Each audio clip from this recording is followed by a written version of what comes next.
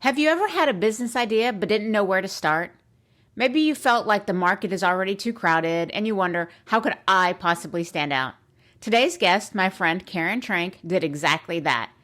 She took a simple need, a better way to clean your hands on the go, and turned it into a thriving business, Handzies. And she did it without a massive marketing budget or corporate background in consumer goods. Today, she's sharing what she's learned about building a brand from scratch, standing out, and getting seen by the right people. Hey y'all, welcome back to Living the Whole Picture, the podcast for ambitious women ready to elevate their visibility, build authentic confidence, and become the face of their brand.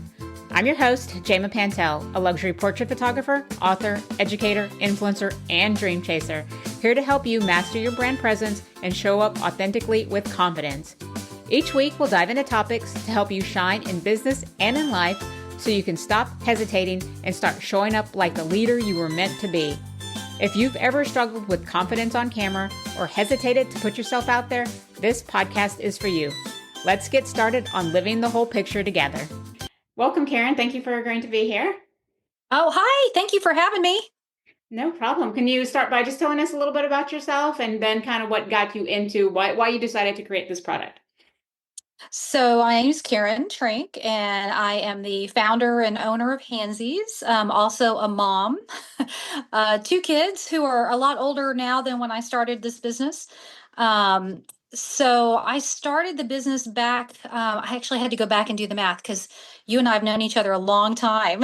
I'm pretty sure it was like 2014 is probably when I started on it. It took a couple years in development before we actually got a product that was commercially available. So we probably started selling about 2016 and have been doing that ever since. And I guess the reason I started, this is not super glamorous, but like a lot of people, I had a problem and I couldn't find a solution out there for it. So that's what sort of prompted me to do this. We had just, my whole family had just come off the stomach bug. It wiped out our entire family. My kids were really little at the time, and I was in the doctor's office and I was talking about, gosh, I'm so tired of being sick all the time. And we were talking, and she said, "Yeah, I really wish people could just wash their hands more." And I said, "You're right. We really should be washing our hands more. It probably wouldn't get us sick, right? And it would just be so handy to be able to do that." But I had two small kids, and it was just hard, right? The sinks were never available when I needed them. We were always out and about. We were, having snacks in the car. We were at the park, doing whatever. And I looked around, and all that was available was hand sanitizer or baby wipes. Those were sort of the two things that were available. Didn't love the hand sanitizer because it was a lot of alcohol, and my kids were small. I didn't love dumping that alcohol on their hands. The alcohol didn't really take anything off their hands. It really just sort of smeared it around if they were actually just dirty, like dirt or like Cheeto fingers or something else, Yeah, chocolate, something else that was on them. And we didn't love baby wipes because my kids were like, absolutely not going to use a baby wipe they're because not they would babies, have right? Yeah. not babies anymore. And I didn't really love baby wipes either because I felt like they kind of made me a little sticky. Yes. And so I'm like, why can't I wash my hands on the go? Like, why is that not a thing? So I actually did a bunch of research, couldn't find anything, and then just started making them in my kitchen. So I bought a bunch of supplies. I had a bunch of essential oils. I knew I really wanted to use a really clean, pure soap. So I use a Castile soap, which is olive oil based, super gentle on the skin, really, very natural ingredients. And then I use essential oils to both use as antibacterial and because they smell amazing. So I started kind of concocting this stuff in my kitchen, some hit and misses, some that worked out great, some that didn't. I made one that my daughter said that smelled like a wet dog. Um, so needless to Yeah. say that formula went out the window. We scrapped that one. Yeah. Um, Finally came up with a formula that we really liked, kind of a combination of things that we felt like worked amazing and smelled great. And I was really happy with the ingredients.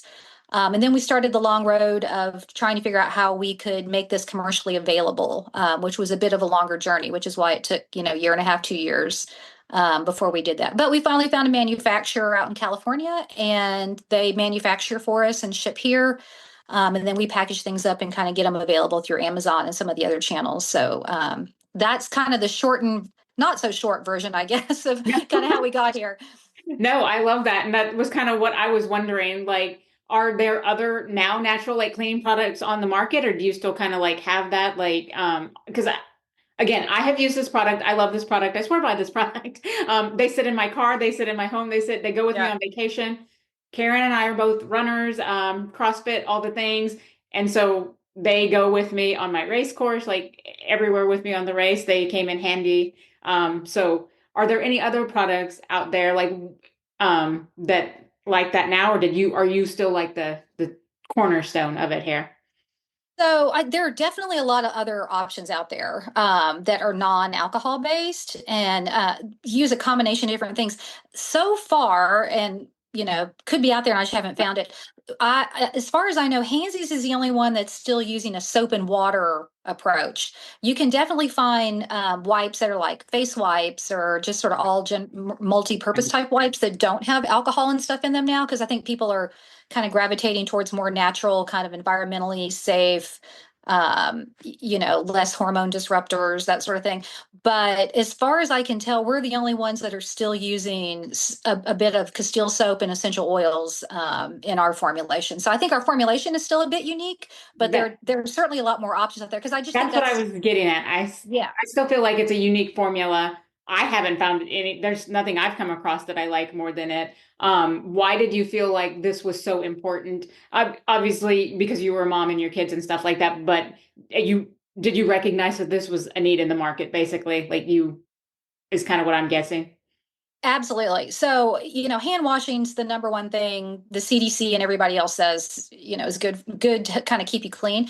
But part of it is, yeah, we worry about germs and stuff, but there were a lot of times I wasn't necessarily worried about germs. I just wanted a way to clean up. So, like you mentioned, running or at the gym, or, we were at the grocery store and I'm like, oh, someone's hands are sticky. And I'm like, I don't need to disinfect you. I just need to clean up. And I want to do it in a way that doesn't dry out my skin and doesn't sting, because every little cut on my hand, and I don't want to worry that I'm putting something terrible on my kids or myself. I just want a way to clean up. So I really wanted to sink, right? Like if I had a sink here, that's what I'd be doing. Yeah. A But that was traveling never, sink. that's exactly right. I wish there was one, Right. but there wasn't. So we tried to formulate something that was as close as you could get to washing your hands at a sink, but on the go. That's kind of what we were shooting for. Now that makes total sense. And so you mentioned that you got them on Amazon and are selling there. Can you tell me a little bit about that process? Like, are you happy with it now? It sounds like it was a journey to get there, but is that like your number one like target audience is from there, stuff like that? Yeah, so we have a website that we sell direct, and then we also, I would say, the majority of the business goes through Amazon, because that just also seems to be the way the world likes to get their products, is through Amazon. We sort of have a love hate with Amazon. When things work great, they work great, and when things aren't working, it's really hard Yeah. to kind of navigate what's going on and how to get things, kind of fixed with them. COVID was a really hard time. For a Mm. lot of reasons. It sort of blew up sales because all of a sudden everybody was looking for soap and water and hand wipes, and that created a lot of problems. There were a lot of problems with Amazon during that time too. They were really trying to crack down on a lot of things. There was a lot of supply issues. So in general, when Amazon's working, it works amazing, and we love working with them.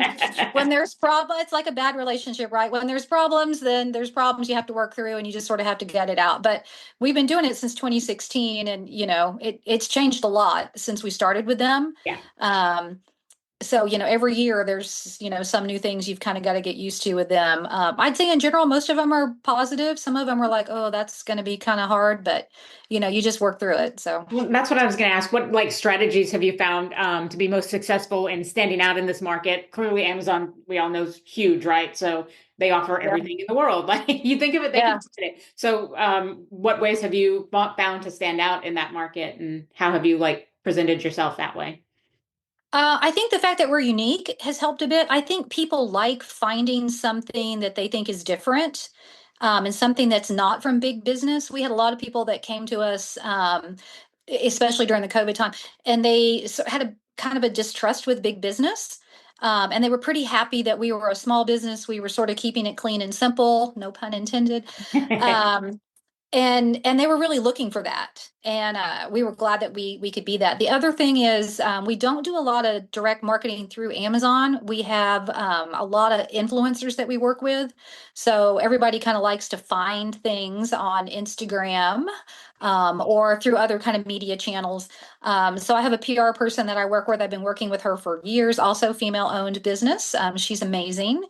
And she goes out and either finds people that are writing publications about topics that we fit in with, or influencers that are covering these topics, like, spring travel or summer camps or all these different things. And so we've kind of got a list of things where we feel like, we fit in with that topic. And we reach out to those influencers and we get product in their hands and we allow them to test it and use it, because that's really where we feel like we stand out, is once you have a chance to use it, sort of won't go back, we feel like. Yep. um, and that's been super successful. So it's a lot of grassroots stuff. We don't do a lot of mainstream. We don't do Google ads. We don't do Facebook ads.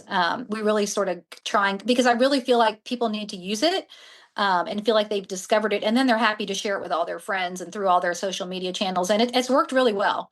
Okay. So yeah, I was going to ask, like, how do you handle being like the natural brand that you are, and then the business side and trying to scale and build that up? And you answered that perfectly. Have you had to make any like compromises doing that, or have you just find sounds like this a wonderful woman you have, who I'm going to get her information from you too, She's um, amazing. Yeah. has done a really good job to help you scale and do that. And so is it social media mostly, like word of mouth that way through social media influencers? Yeah, it's a combination of mostly Instagram. We don't do TikTok, which is great, because so we Yeah. didn't go through that Didn't pain of sit just like, down. Yeah. yeah, yeah, yeah. Mostly, it's Instagram, Facebook. Like they'll be posting, their influencers have Facebook pages or Instagram pages, reels, stories. Um, we do some media, like regional media, like they'll do midday shows and they'll be doing segments on, our favorite products for summer camp, or our favorite products for spring break travel. And, we sort of get in a lineup of those products. So that we've sort of figured out which regions are pretty good for us. So we kind of stick to those regions, and that works really well. And, it's sort of, you kind of reach a tipping point, right? The more people you reach, the more people they reach, and it just sort of starts to spread. Because we've definitely seen it grow over the last several years that we've been working that way. Year over year, there's just more and more growth that way. That's incredible. I love seeing this as somebody who obviously knew the brand from the beginning and all the things. So Yeah. this is great to hear. And so it does sound like social media has played a huge role in this. And so what is your personally, what is your favorite platform like that for it? Well, my favorite platform to kind of get information is this. I'm going to date myself a lot here. Is Facebook still, which I know is not anyone else's favorite platform, Yeah. unless you're my age. Yep. Just because I feel like it allows you to convey a bit more information. Yeah. Instagram's a little bit short and sweet, right? You've kind of got to hit it. It's got to be really trendy, and so we do a lot of stuff on Instagram. A lot of the influencers we work with are, have do reels and stories about us, which is great. But information sharing and sort of storytelling, I'm still a little bit more used to Facebook. That's kind of my personal favorite. So Yeah, that resonates with me, and not wanting to, and hard for me to get on board with the trendy things. That's why I yeah, like long form content. I think the yeah, information is way more helpful this way for somebody like me, and that, spurred this. So I can yeah. appreciate that. So here we go. I'm going to get into some of the more business type questions, because I know running a business is hard. Anybody in business knows that. So what are some of the biggest challenges that you face as an entrepreneur, and did you have any strategies to overcome those? So many, so many things. So I think getting started, it's sort of, you just don't know what you don't know, right? And it can be overwhelming to think about kind of the end result, like, well, how in the world am I going to make this? How am I going to find a manufacturer, and how am I going to make this happen? And thank goodness for Google, because you can learn a lot. And that's sort of how it happened at the beginning. Is I just sounded really stupid every time I asked a question, or every time I had a phone call, or I sent an email. But every time I got a response back, I got a little bit smarter. So that the next time I sounded a little bit more like I knew what I needed. And you just sort of chip away at it, right? It's sort of like, all right, what's the next problem on deck that we've got to figure out? And chip away at figuring that one out. And we'd kind of move on to the next one. And So getting started, it was just sort of the amount of things that I didn't know. I mean, I had been a product manager, but in software for a long time, which is not very similar at all to a consumer good. So didn't transfer at all there. So there was a lot to learn. And we, you know, you just sort of chipped away at it, which was great. I And love that. yeah, and along the way, I was really surprised kind of how there are really very kind people out there, and you can find them along the way. Certainly not everybody, but you know, there were a lot of people that would take the time. Clearly, they would figure out I wasn't a big time Yeah, you're a small opportunity for business. them at the Yeah, time. Yeah, small business just getting started, and they could tell. But they would take the time to explain things to me and sort of tell me how things worked, and super grateful that you can find those people along the way. So that was sort of a big one. And then sort of learning how to scale.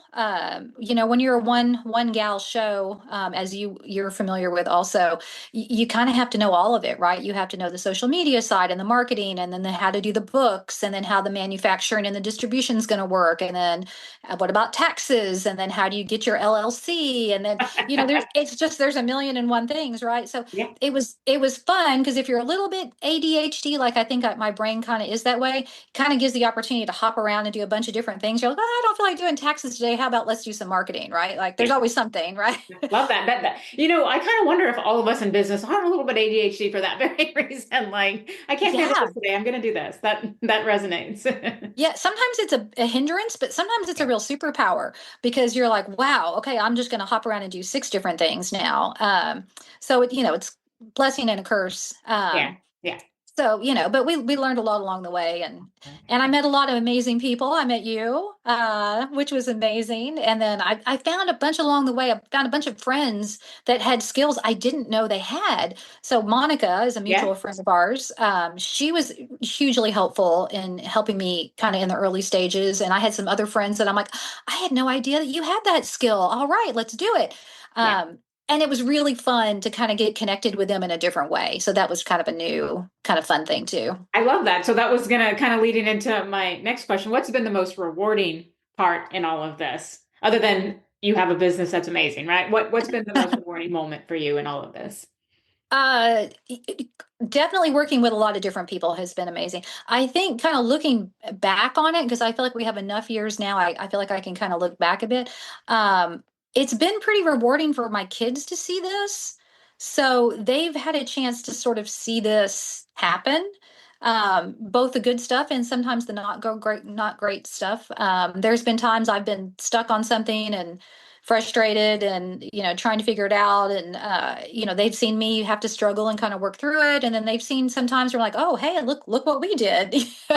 That was pretty amazing, you know. So it's been pretty rewarding now that I'm Mhm. here to look back on that and be like, it was kind of nice that my kids got a chance to see that sort of unfold kind of in the house, literally with them, because I work at home, so they got to see Right. all of it happen. Yeah, that's probably the best part. I love that. That makes so much sense and like inspiring future generations, right? Like in Yeah. what we want to do.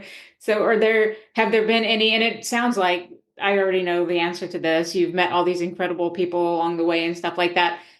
What is the biggest thing you learned from somebody else? Like the biggest like aha light bulb moment that you hadn't even like didn't know where you were going and then they helped shape and put you in this direction or whatever. Probably it's probably my husband. Um, so he's a analyst at Gartner. So he works with businesses all the time, and sometimes he treats me like a business, which I also love and hate. Yeah. And you know, there are times that I just get so, you know, you're so close to it because you're the one kind of wrapped around the axle with it all the time. And he's pretty good about pulling me back away from it and being like, look, you are overcomplicating things, right? Like, you know exactly what to go do. Just turn off all the noise and just go do it. He's like, there's zero reason you shouldn't do it. And he's like, and you've done it. Like, if then there's some problem that I'm like, oh my gosh, I'm never going to get this figured out. And he's like, look, you've had five others just like this, and you've gotten through every single one of them. So he's like, just take a breath and get through it like you did all the other ones, which is kind of exactly what you need to hear. You know, you're both frustrated. You're like, ah, come on. But he's done a really good job helping me realize that sometimes you just got to take a deep breath and just, keep at it and you'll get through it like you did all the other things. So, I mean, those are words to live by, right? Like you're not going yeah, to figure out everything on your first go round. It's trial and error, and you just keep coming back for more, and you eventually conquer it and not yeah, giving up. I mean, yeah, I think you said it right there. All right, thank you, Karen's husband, for imparting those words of wisdom on us that are yeah. so true. So I know that it changed from single hand wipes to rolls and stuff like that. So tell us kind of how the transformation went for that, and then are there any plans for like an expanded product line or anything like that? Are you happy with where those are at, or do you want to grow bigger on that? It's funny you say that because we're working on one right now. So yeah, we originally started with a tangerine version of a single packaged hand wipe that looks like Mhm. this. Yep. So you can take them wherever. You can take them on a run. I know Jama has done that a lot. That's exactly what I do. Uh, I meant to capture pictures on the race course last month when I was out there on the marathon course because I came out and I was using them. It was mostly self-supported on this race course because it was such a small marathon. I swore by my handsies and I was like, there's nobody around to share this with because there were only 120 or so runners on this marathon course and oh my gosh. I'm pulling them out like crazy using it because it's self-supported. I'm like, Yeah. Yeah. Those come in handy for a lot of things. yeah. Um, So we originally started with these, and they were tangerine, and did that for probably a year or two, and then we sort of got onto this. Some people were like, "Oh, we don't want scent," and free and clear was a big deal. So we came out with a free and clear version, which is the same thing minus the tangerine oil. Um, and that is by far and away the most popular thing we have. People love Okay. free and clear. It's not my personal favorite. I still love the tangerine because I love the smell. Same. I love the tangerine Yeah. too. It's still my go-to as well. Yeah, it's my go-to too. But for whatever reason, people, especially people that are really sensitive to smells or they're worried Right. about stuff on their skin, I totally get it. And the ingredients are really clean, which is I think people gravitate towards that. Yeah. Um, and then we kind of got on this. Well, it's a little bit more spendy when you've got them individually packaged like this, just because you've got packaging you've got to deal with and that sort of thing. So we went with a multi-use pouch Hmm. which has 30 in it, which works great if you're traveling. You want to toss it in a backpack, a diaper bag. We have a lot of families that love that because the parents want to clean their hands off of their kids' hands or whatever. So we've been doing that for a while. This year, I actually have plans. Not sure when it's going to happen because we're still trying to get it to the manufacturer. We're going to do a multi-use pouch like this, but it's going to be 12, so it's more of a travel pack. Oh, nice. Um, Okay. so it'll be much smaller, much easier to fit in a purse or a fanny pack or a backpack or something. But it's got 12 in it, so it'll be a little bit smaller profile. I love it.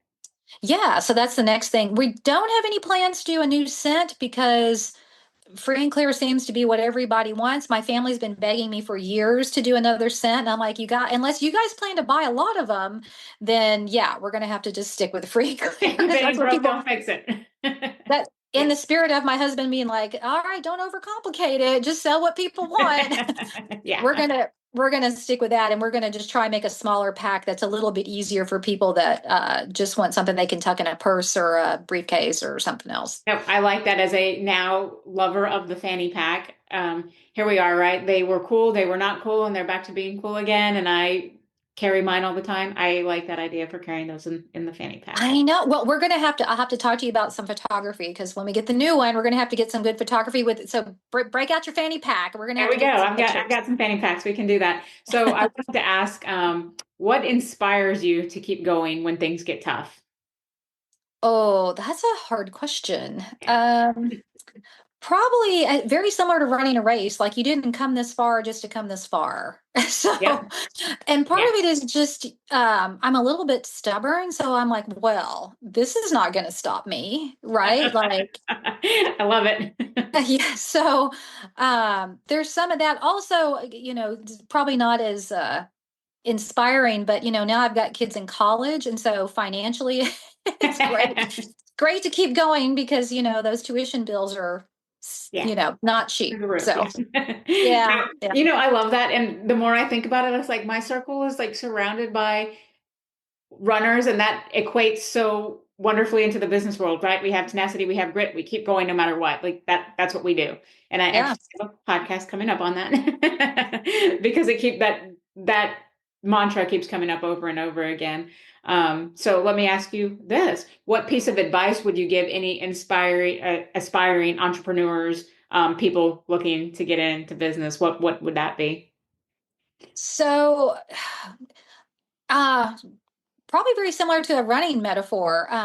If you're going to do a marathon, don't think about 26 miles, just think about mile one first. So, it's pretty easy to get overwhelmed with how do I figure all of this out? And you don't have to figure it all out at once, but you do have to take the first step, right? Like, so I mean, my advice is if you've got something you want to do, do a bunch of research. The internet's amazing. It knows a lot of things. You can learn a lot that way, talk to a lot of people. And then you just sort of have to get started. Just do the first thing on the list, and then that'll lead to the second thing. And then before you know it, you'll get through. You're never done with the list, but you'll get through enough that you've got to where you wanted to be, or you're well down the road. So, don't be overwhelmed by it. We have, I do CrossFit, and sometimes you look at the workout and it's pretty overwhelming. You're like, there's no way I'm going to get through all that. And you're like, well, let's just focus on the first five first. Let's get through that, and then we'll work on the next. So Yeah. just chip away at it. That's the best you can do. And before you know it, you'll have business. I love it. And that, again, words of wisdom over here. These are things we can all live by. You're Yeah. absolutely right.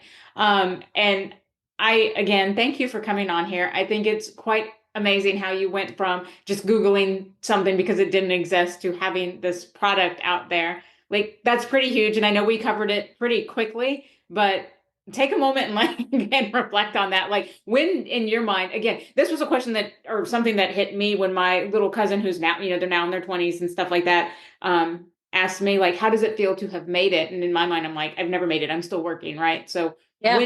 when did you like hit that point, like, I'm doing this, like, this is something, and this is out there, like it's definitely not the early days when you're in the trenches, right? So where was Yeah. the mindset shift in that, like? Oh, so there's it's funny because there are actually two specific times where I'm like, oh my gosh, this actually worked. The first time was when I was like, oh my gosh, there are orders on Amazon and I don't know those people. Like those are not family members. Yeah. I'm Yeah. like, oh my gosh, that's a complete stranger, and they just bought my stuff.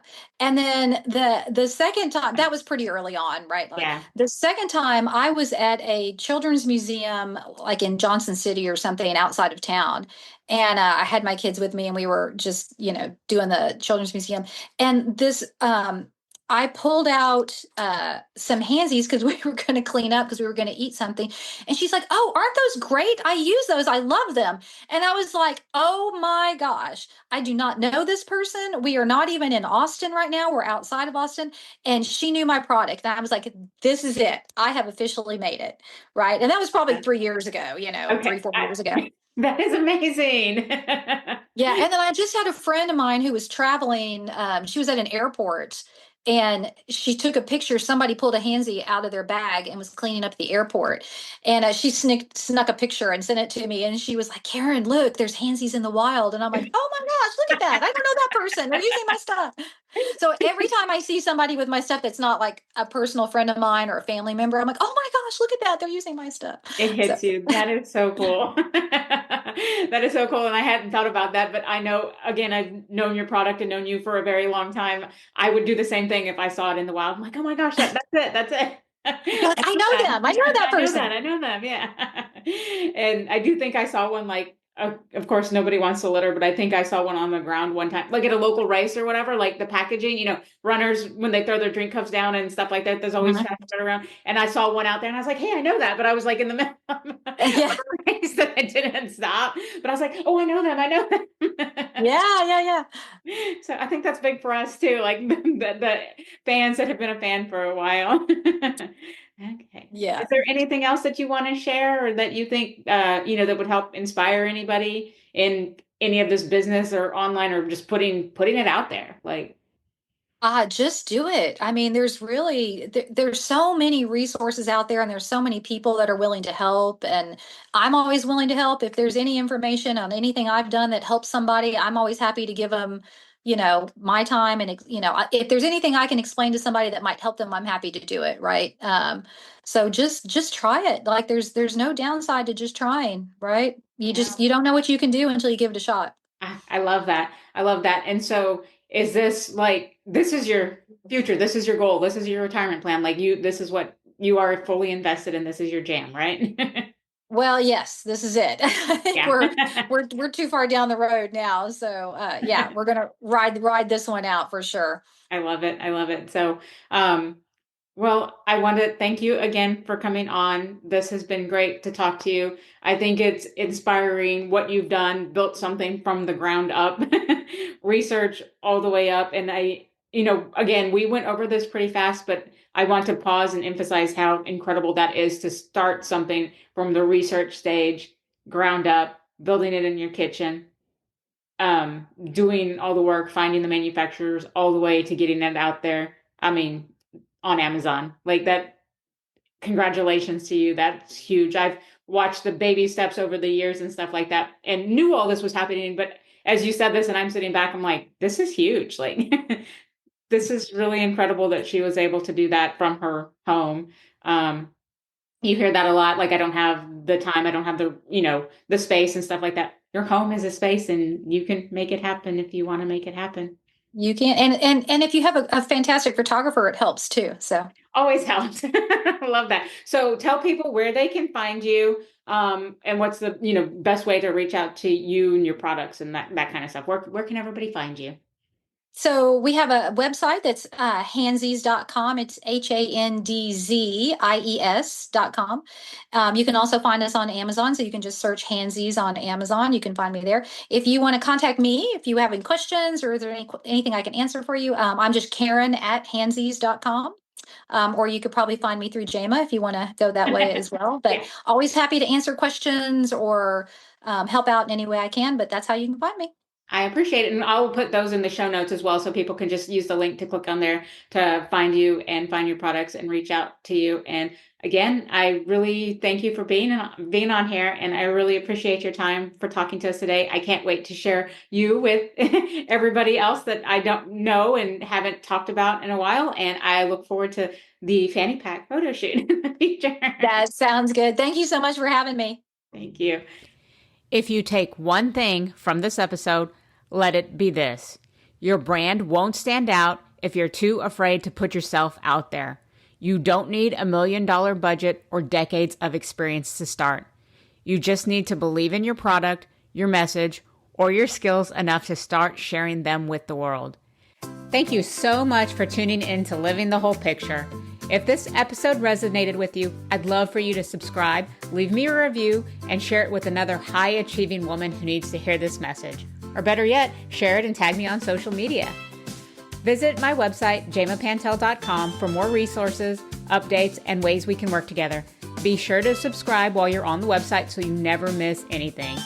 You've worked hard to get where you are. Now it's time to show up confidently and own your presence. Until next time, keep showing up and living the whole picture.